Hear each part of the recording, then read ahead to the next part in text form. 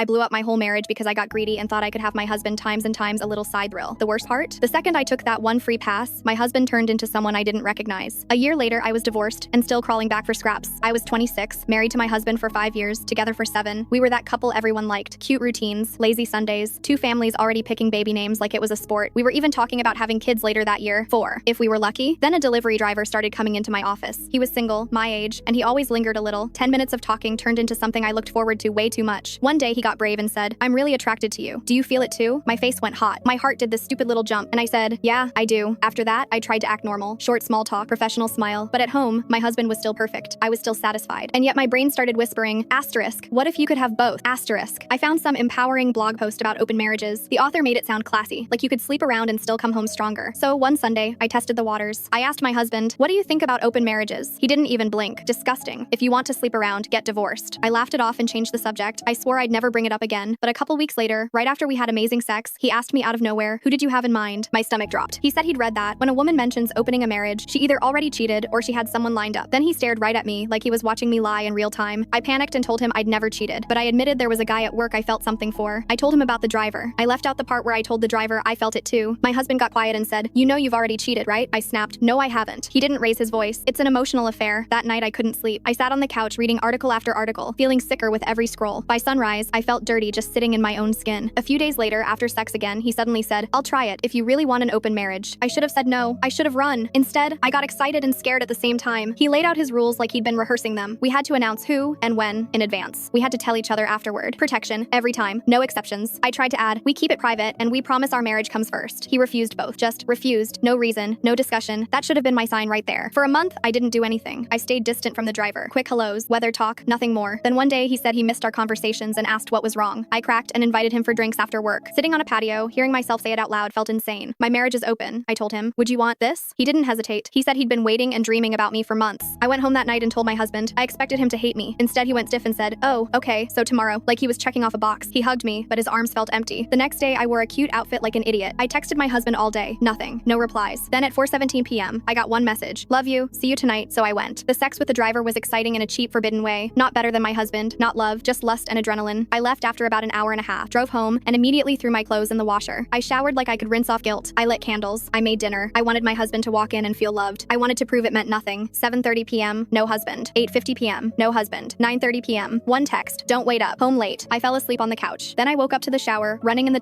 guest Times bathroom. The door was locked. Locked. I stood there in the hallway, heart pounding, listening to the water. Then the water stopped. The lock clicked, and my husband stepped out with a towel around his waist, hair damp, face blank. He looked at me like I was a stranger and said, "Hey, how was your night?" My throat tightened.